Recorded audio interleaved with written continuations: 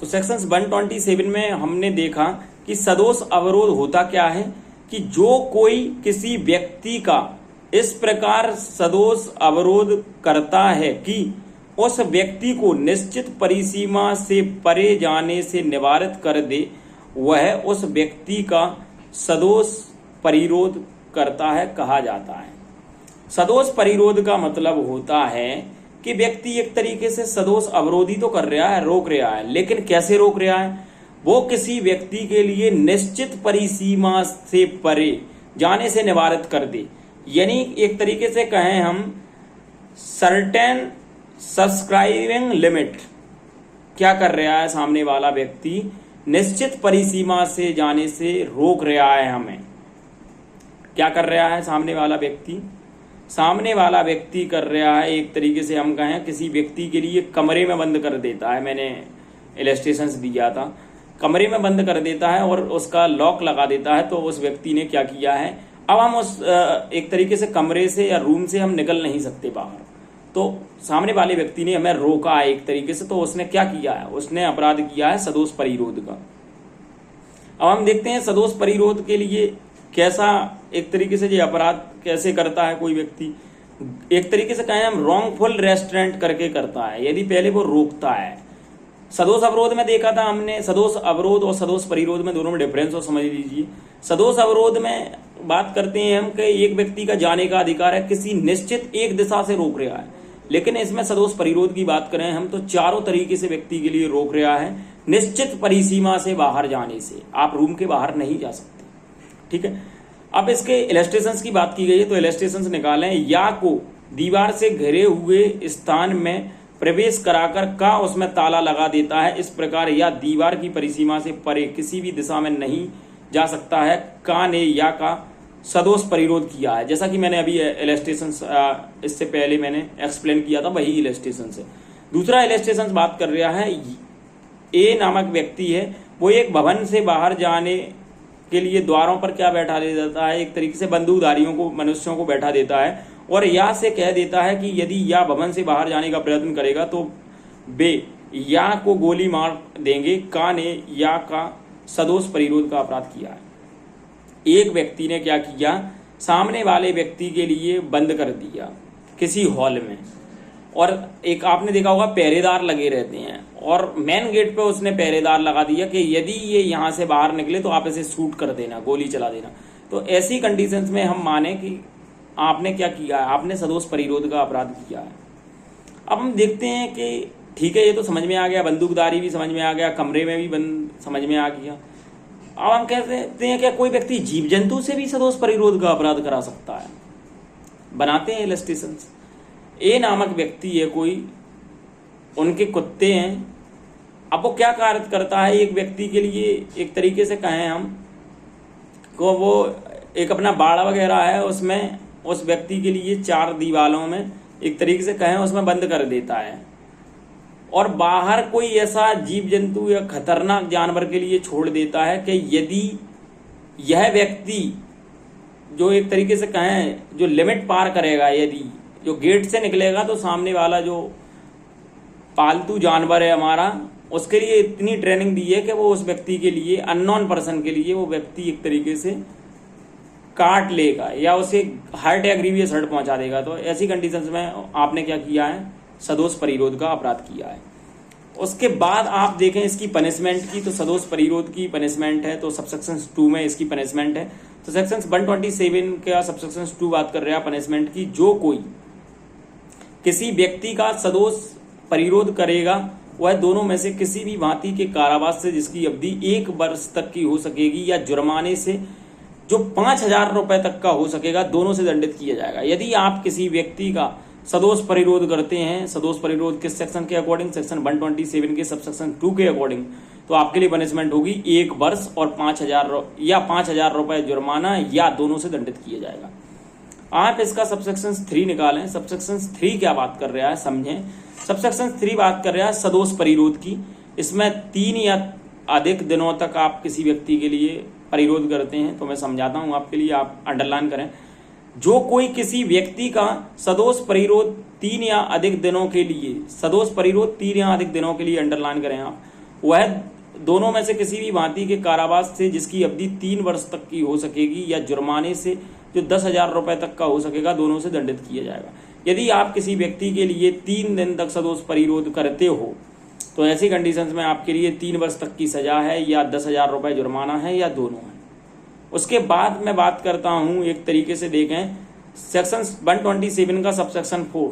127 का सबसेक्शन 4 क्या बात कर रहा है, इसमें बताया गया है सदोष परिरोध 10 और मोर पर्सन, एक तरीके से कहें हम 10 डेज की बात कर रहे हैं। इसमें सदोष परिरोध 10 या अधिक दिनों के लिए, सबसेक्शन 3 में था 3 या अधिक दिनों के लिए, सबसेक्शन 4 में थोड़ी सजा बढ़ जाएगी क्योंकि इसमें 10 या अधिक दिनों तक के लिए कर रहा है कोई व्यक्ति।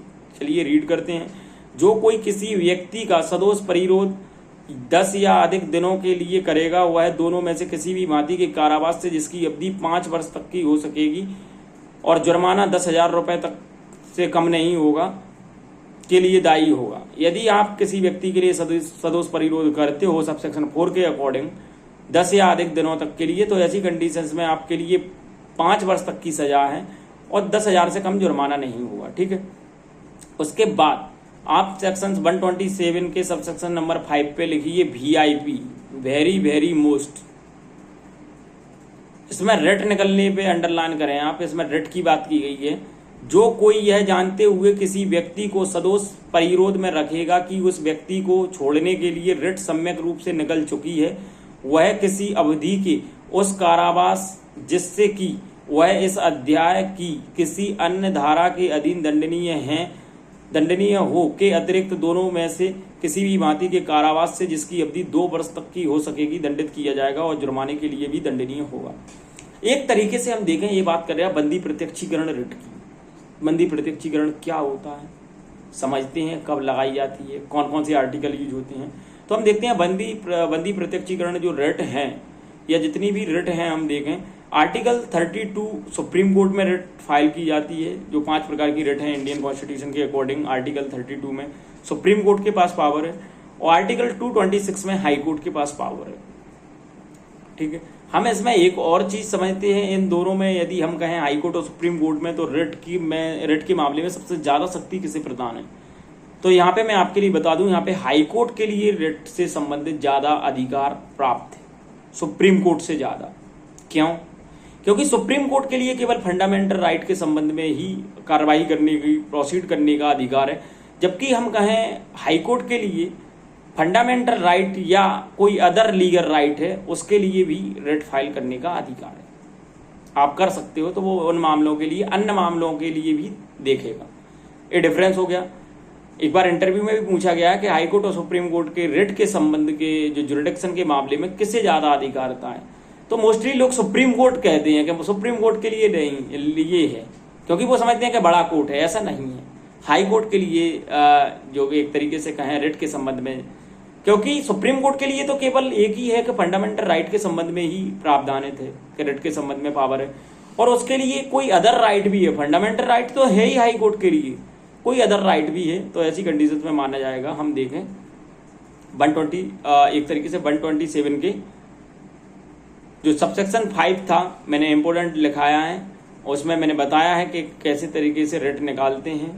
ठीक है। एक प्रावधान और है रिट के संबंध में, आप सभी लोग रीड विद करेंगे, आर्टिकल 139। ठीक है। ये भी रिट के संबंध में आर्टिकल रीड विद है, कनेक्टेड है, ये भी रिट से संबंधित। अब हम बात करते हैं एक तरीके से सेक्शन 127 के सबसेक्शन 5 की लैंग्वेज क्या बात करती है। तो बंदी प्रत्यक्षीकरण और समझ लेते हैं, थोड़ा जनरल मीनिंग इसका। बंदी प्रत्यक्षीकरण का मतलब होता है कोई व्यक्ति किसी व्यक्ति के लिए गलत तरीके से, एक तरीके से परिरोध करके रखता है। तो हमारे पास एक राइट है आर्टिकल कॉन्स्टिट्यूशन में 32 सुप्रीम कोर्ट के पास, हम रिट फाइल कर सकते हैं, और आर्टिकल 226 के अकॉर्डिंग हम हाई कोर्ट में रिट फाइल कर सकते हैं कि हमारे व्यक्ति के लिए छोड़ा जाए।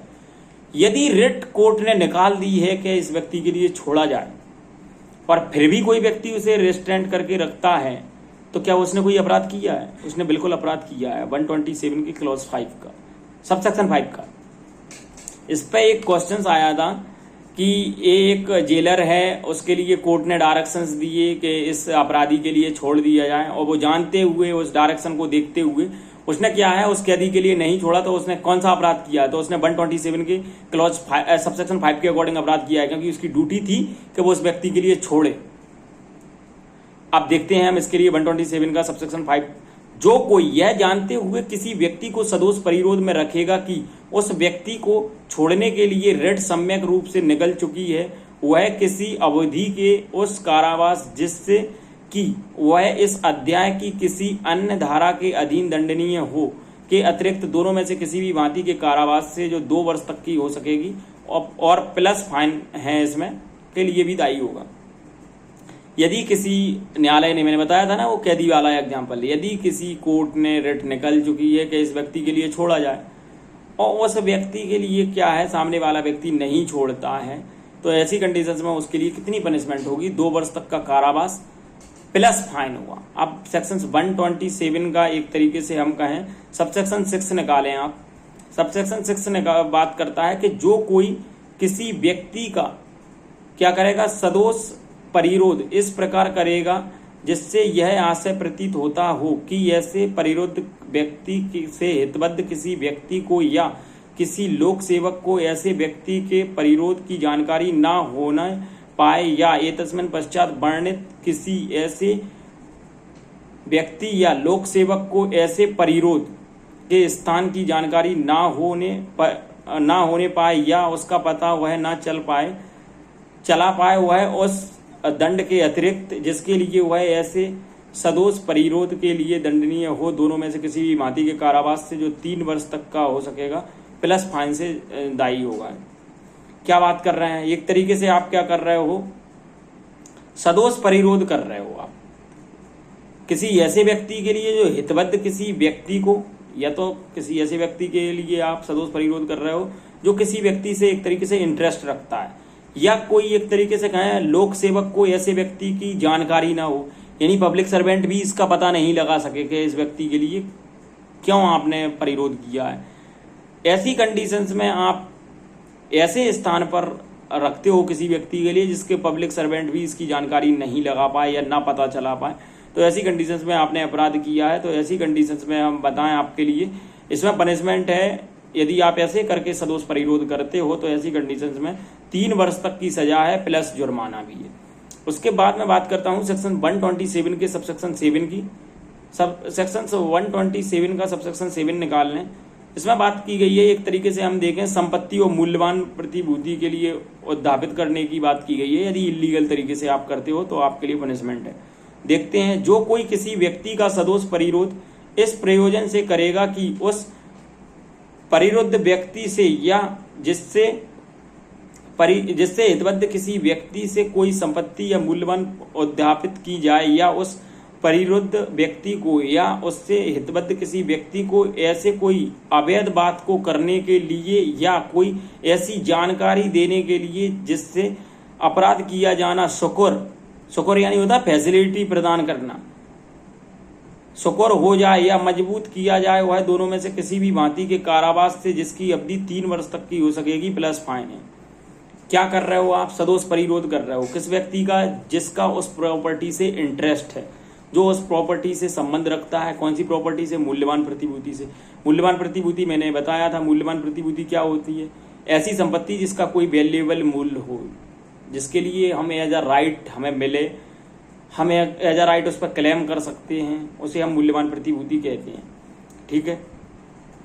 आप अवैध तरीके से किसी व्यक्ति के लिए जो हितबद्ध है, यदि आप उसका सदोष परिरोध करते हो तो ऐसी कंडीशंस में, या आप इस तरीके से कर रहे हो कि एक तरीके से आप मजबूर कर रहे हो व्यक्ति के लिए संपत्ति एक तरीके से कि हमारे नाम रजिस्ट्री करो जब हम इसे छोड़ेंगे, जो आपसे इंटरेस्टेड रखता है व्यक्ति के लिए, तो ऐसी कंडीशंस में 3 वर्ष प्लस फाइन जुर्माना है इसमें। अब आप सेक्शन 127 का सबसेक्शन 8 निकालें। सेक्शन 127 का सबसेक्शन 8 क्या बात कर रहा है? संस्वीकृति की बात कर रहा है। किसी अपराध के लिए स्वेच्छा से स्वीकार करना आपराधिक मामले में संस्वीकृति कहलाती है। अक्यूज्ड द्वारा किसी मामले के लिए, किसी अपराध के लिए स्वेच्छा से, बिना किसी दबाव के, बिना किसी प्रेशर के यदि व्यक्ति स्वेच्छा से स्वीकार कर ले, अक्यूज्ड व्यक्ति, कि हाँ मैंने अपराध किया है, पुलिस के समक्ष नहीं, कोर्ट के समक्ष, पुलिस के समक्ष की गई संस्वीकृति मान्य नहीं है, न्यायालय के समक्ष वो कहता है कि आप मुझे पनिशमेंट दे दीजिए, मैं स्वीकार करता हूं, कोर्ट कहेगा सोच लीजिए आपके लिए इस आधार पर पनिशमेंट हो जाएगी, वो कहते हैं ठीक है, मुझे किसी ने कोई प्रेशर नहीं है, ना ही मुझे किसी ने कहा है, मैं अपनी स्वेच्छा से क्या कर रहा हूं, मैं अपनी स्वेच्छा से एक तरीके से कहूं स्वीकार कर रहा हूं ऐसे अपराध के लिए, तब ऐसी कंडीशंस में कहा जाता है संस्वीकृति कर रहा है कोई अक्यूज्ड व्यक्ति। देखते हैं हम, जो कोई किसी व्यक्ति का सदोष परिरोध इस प्रयोजन से करेगा कि उस परिरुद्ध व्यक्ति से या हितबद्ध व्यक्ति को कोई संस्वीकृति या जानकारी जिससे किसी अपराध या अविचार का पता चल सके उद्यापित की जाए, या वह परिरुद्ध व्यक्ति या उससे हितबद्ध कोई व्यक्ति मजबूर किया जाए कि वह किसी परिरुद्ध, एक तरीके से कहें किसी संपत्ति या किसी प्रतिभूति के लिए प्रत्यावर्तित कराने के लिए या किसी दावे या किसी मांग की तुष्टि करे, या कोई ऐसी जानकारी दे जिससे किसी संपत्ति या किसी मूल्यवान प्रतिभूति का प्रत्यावर्तन कराया जा सके, वह दोनों में से किसी भी भांति के कारावास से जिसकी अवधि 3 वर्ष प्लस फाइन है, जुर्माना। क्या बात कर रहा है, यदि आप ऐसी कंडीशंस में सदोष परिरोध वाले व्यक्ति के लिए यदि आप संस्वीकृति की जानकारी है, यदि हम कहें एक तरीके से आप किसी व्यक्ति के लिए उद्यापित करते हो या मूल्यवान प्रतिभूति के लिए, और ऐसी कंडीशंस में आप किसी व्यक्ति के लिए परिरुद्ध करते हो, तो ऐसी कंडीशंस में या कोई संपत्ति या मूल्यवान प्रतिभूति के लिए आप कह रहे हैं कि हमारे फेवर में कराओ, एक्स्ट्रा एक तरीके से कहें हम प्रत्यावर्तित कराओ सामने वाले व्यक्ति, तो ऐसी कंडीशंस में सामने वाले व्यक्ति के लिए 3 वर्ष तक का कारावास प्लस फाइन है। दूसरी हम बात करते हैं अपराध का वर्गीकरण। अपराध का वर्गीकरण की बात करते हैं, सेक्शंस, इसमें सारे सेक्शंस सबसेक्शंस के लिए डिवाइड किया गया है, तो समझना। सेक्शन 127 के सबसेक्शन 2 की बात कर रहे हैं। अपराध कैसा होगा, संज्ञेय होगा, जमानती होगा, उस व्यक्ति द्वारा समनीय जो अवरुद्ध परिरुद्ध किया गया है, कोई भी मजिस्ट्रेट द्वारा इसका विचारण किया जा सकता है। अब 127 के क्लॉज 3 के अकॉर्डिंग मैंने बताया था, इसमें तो बताया था दंड सदोष अवरोध के लिए, सदोष परिरोध के लिए, सॉरी। दूसरी हम बात करते थे सबसेक्शन 3 की बात, इसमें 3 या अधिक व्यक्तियों के लिए सदोष 3 या अधिक दिन तक के लिए आप सदोष परिरोध करते हो, तो ऐसी कंडीशंस में कौन इसका विचारण करेगा अपराध के लिए, तो संज्ञेय होगा, जमानती होगा, परिरुद्ध किसी व्यक्ति द्वारा किया जाएगा, समनीय होगा, और कोई भी मजिस्ट्रेट इसका विचारण कर सकता है। अब हम बात करते हैं सेक्शन 127 के क्लॉज 4 के अकॉर्डिंग, सबसेक्शन 4 के अकॉर्डिंग, जिसमें बताया गया था, आपने देखा था कि 10 दिन या अधिक दिन के लिए आप किसी व्यक्ति के लिए सदोष परिरोध करते हो, तो ऐसी कंडीशंस में कौन करेगा इसका अपराध के लिए, तो ऐसा अपराध कैसा होगा, संज्ञेय होगा, अजमानती होगा, परिरुद्ध होगा, व्यक्ति द्वारा समनीय होगा, और जेएमएफसी द्वारा क्या होगा, इसका ट्रायल होगा, जुडिशियली मजिस्ट्रेट फर्स्ट क्लास के द्वारा। अब हम बात करते हैं 127 का सबसेक्शन 5, इसमें रिट वगैरह निकल चुकी है, तब कौन करेगा इसके लिए अपराध कैसा होगा, संज्ञेय होगा, जमानती होगा, असमनीय होगा, और प्रथम वर्ग न्यायिक मजिस्ट्रेट द्वारा विचारणीय होगा। अब हम बात करते हैं सेक्शन 127 के क्लॉज 6 के अकॉर्डिंग, यदि आप परिरोध करते हो, पब्लिक सर्वेंट इसका पता नहीं लगा सके कोई व्यक्ति का, तो ऐसी कंडीशंस में हम कहें सबसेक्शन 6 के अकॉर्डिंग अपराध कैसा होगा, संज्ञेय होगा, जमानती होगा, परिरुद्ध व्यक्ति द्वारा और समनीय होगा, और जेएमएफसी द्वारा इसका विचारण किया जाएगा। अब हम बात करते हैं सेक्शन 127 और 128, इन दोनों के लिए एक ही है। 127 में हम संपत्ति के लिए प्रत्युत्तरित कर रहे हैं अवैध तरीके से, और दूसरा सबसेक्शन 8 बात कर रहा है 127 का, ये बात कर रहा है एक तरीके से संस्वीकृति करा रहे हो आप अपराध के लिए, और कुछ संपत्ति वगैरह एक तरीके से ले रहे हैं इलीगल तरीके से, तो ऐसी कंडीशंस में इसका ट्रायल कौन करेगा, 127 की क्लॉज 7 और क्लॉज 8 के अकॉर्डिंग, तो इसके अकॉर्डिंग अपराध का विचारण करेगा कौन, प्रथम वर्ग न्यायिक यानी कोई भी मजिस्ट्रेट है, इसमें प्रथम वर्ग नहीं है, उसका विचारण करेगा, संज्ञेय अपराध होगा, जमानती होगा यानी जमानत भी मिल जाएगी, असमनीय होगा, और कोई भी मजिस्ट्रेट द्वारा क्या किया जाएगा, इसका विचारण किया जाएगा। ठीक है, थैंक यू एवरीवन।